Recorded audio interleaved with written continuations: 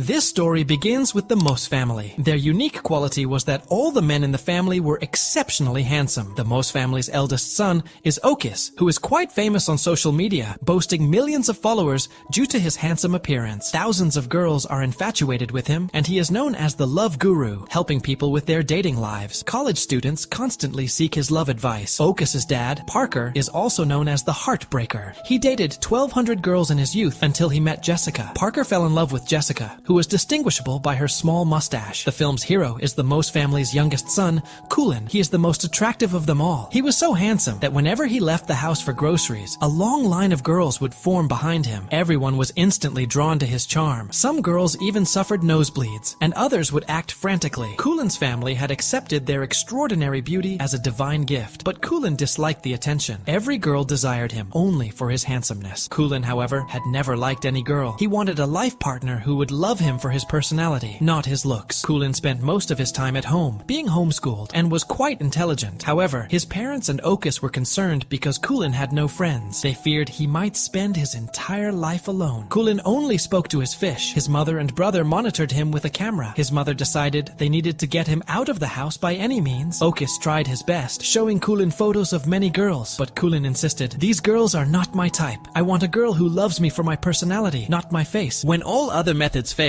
the family decided to stage a drama. They pretended they couldn't afford his homeschooling anymore and were facing severe financial problems. One night, while Kulin was getting a drink of water, his parents and Okis began their act. They lamented that they didn't have enough money to pay the extra fees for his homeschooling and would have to sell their belongings. They even claimed they would only be able to afford fried eggs and lentil flatbread for breakfast. Kulin was saddened, and the next day, he told his parents, "You don't need to sell anything because of me. From now on, I will go to school and continue my studies there." Okis was thrilled. However, Kulin added a condition. He would only attend a boys' school to avoid problems with girls. Jessica and the whole family agreed, happy that Kulin would finally be able to make friends. The day Kulin was set to start school, Okis dropped him off on his bike and asked him to remove his helmet. Kulin refused, having planned to wear the helmet all day to hide his face and prevent his charm from causing a commotion. When he entered Horizon High School, his plan backfired. Everyone stared at the helmet. Kulin went to his class and sat on the back bench to remain unnoticed. The teacher was shocked to see a helmeted student. She asked his name, but the helmet muffled his voice. When Kulin finally and slowly removed his helmet, his charm instantly spread. In the next scene, the teacher went crazy, smiling uncontrollably, and had to be sent to the hospital. The principal was distressed, and students explained that the new boy was simply too handsome for the teacher to handle. Kulin, horrified,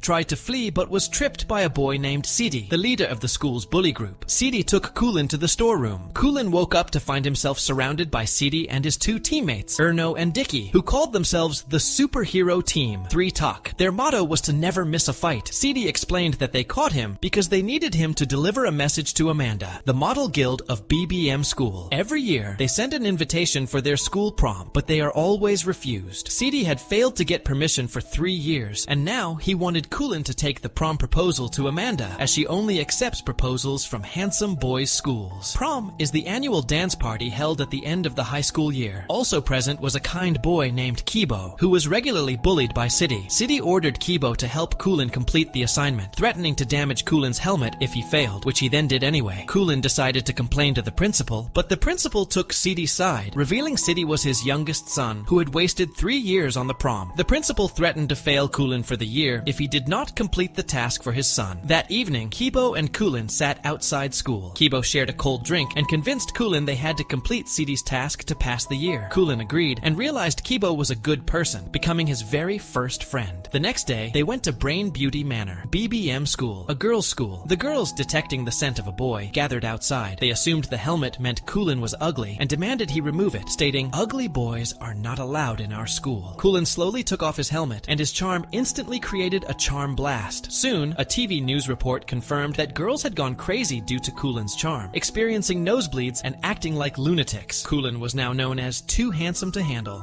Amanda, the beautiful model and most popular girl at BBM, was in her van during a shoot when she saw the news. She smiled, realizing she had finally found a boy whose beauty matched hers. She vowed to have Kulin. The news spread, and girls soon gathered outside the Moss family home. The Moss family quickly capitalized on the situation. Parker set up a ticket counter, charging money for a house tour and Kulin's childhood memories. A long line formed, bringing a substantial profit to the family. Kulin saw a news report about his family exploiting him him for money and was deeply saddened. He felt his family had betrayed him by deliberately sending him to school. When the girls recognized him, he fled to a rooftop. His brother video called him, asking him to come home, but Kulin saw the crowd of girls and, heartbroken, accused his brother of betrayal before hanging up. Kulin decided to commit suicide and was about to jump off the roof when a girl named Ray stopped him, saying, "You can die if you want, but don't die in front of me, yar." Kulin was stunned. Unlike all the other girls, Ray was completely unaffected by his charm. She had no crazy reaction, nor was her nose bleeding. Kulin tried to talk to her, but Ray found him strange and left. Kulin's heart pounded. He had fallen in love with Ray, but she showed no reciprocal feelings. Kulin went to Kibo's house, and Kibo's grandmother welcomed him to stay as long as he liked. The next day, they met Amanda at BBM school and gave her Sidi's proposal. Amanda pretended not to be impressed by Kulin's beauty and avoided shaking Kibo's hand, but as soon as Kulin left, Amanda had a nosebleed. Kulin saw Ray nearby, but other girls quickly surrounded him, preventing him from meeting her. Kulin and Kibo became close friends while living together. Kibo took Kulin to play a game because he liked a girl who worked on a show, who turned out to be Ray, and he used this as an excuse to meet her. Kibo introduced Kulin to Ray. Kulin realized that Kibo already liked Ray and that they were quite close, often having dinner together and getting lost in conversation. Kulin grew jealous and couldn't sleep. He remembered his brother Okis was a love guru and decided he could help. Kulin set up a meeting with Okis on a love website. The next day, Kulin and Okis met at a restaurant. Okis was overjoyed and even tearful, having long wanted to give his brother love advice. Kulin's parents were also there. Kulin forgave his family, realizing he would never have met Ray if they hadn't sent him to school. While grocery shopping at the mall, Okis started giving Kulin tips on how to impress Ray. Kulin realized he had to find ways to get closer to her. One day, Amanda came to school and invited Kulin to her birthday party the day after next. She gave him an iPhone as a gift and told him to call her if he needed anything. Later, at a club, Kulin tried to bond with Ray, but she only spent time with Kibo, making Kulin very jealous. When Kibo was briefly absent, Kulin asked Ray if she liked Kibo. Ray denied it. However, when Kulin mentioned that Kibo loved Amanda, Ray's face fell, clearly indicating she did like Kibo. Saddened, Kulin formulated a plan to distance Kibo from Ray so he could have her. He called Amanda and asked for a favor, which she readily agreed to. At Amanda's birthday party, Kulin and Kibo arrived. Following Kulin's plan, Amanda made a show of being in love with Kibo, shaking his hand and taking him aside. Ray arrived at the party and saw Kibo and Amanda kissing, which broke her heart. She ran out and Kulin followed. Ray expressed her disappointment, saying she thought Kibo was different and didn't judge girls by their looks, but all boys were the same. Kulin took advantage of the moment and confessed his feelings, saying he was different. Ray, however, told him she only saw him as a friend and left. Kulin was heartbroken. He had betrayed his friend and still failed to win his love. He felt terrible. Meanwhile, Sidi and his group, who were also at the party, saw Kibo and Amanda kissing. Displeased, Sidi caught Kibo in the parking lot and started beating him up. Kulin saw the assault but couldn't intervene. Kulin brought Kibo home, where Kibo's grandmother treated his wounds. Kibo then gave Kulin a collectible card that Kulin had desired since childhood, a detail Kulin had shared with him earlier. Realizing that Kibo truly considered him a best friend, Kulin felt immense guilt for his actions. He told Kibo the whole truth. Kibo was furious. He yelled, "If you had just told me you liked Ray, I never would have stopped you from getting close to her. I was wrong to consider you my best friend. Never show your face to me again," and kicked him out of the house. Kulin had lost his friend. Kulin returned home days later. His brother, mother, and dad were happy, but Kulin went straight to his room without speaking. He went to school but couldn't bring himself to face Kibo. Hatred grew between them. Kulin's parents noticed he was listless and worried. His mother came to his room and revealed, "Your fish is still alive and we were never bankrupt. We just staged a drama." Kulin asked why, and his mother explained that parents just want their children to be happy and make good friends with whom they can share their feelings. Kulin's memories of his time with Kibo flooded back, realizing Kibo had been there for him through everything. Upset, Kulin's mother told him they wouldn't force him to go out anymore if he was happier at home. Kulin hugged them. The next day, Kulin went to Ray to right his wrong. He told her the whole story, as Ray and Kibo had also not met since the party. Kulin then went to Kibo's house, but Kibo refused to talk. Kulin pleaded, "Why are you punishing Ray for my mistake? She loves you." Kibo confessed he loved her too, but was too afraid to tell her. Kulin asked him what he truly felt about Ray. Kibo began listing Ray's qualities, saying, "She is the most unique girl in the world, and I love her very much." At that moment, Kulin showed Kibo that Ray was listening to the entire confession on a video call. Kibo and Ray started a relationship, and Kulin and Kibo became good friends again. A few days later, at the high school prom, Kulin arrived with Kibo. Kibo dated Ray, and they put on earphones and danced together, both very happy. Kulin dated Amanda. Because of Amanda and Kulin's stunning looks, they won the title of prom king and queen. However, Kulin's heart still beat for Ray, and he was happy just watching her. If you were rooting for Kulin and Kibo to become best friends again, hit the like button. What's the biggest lesson you took from this story? Comment below and subscribe for more.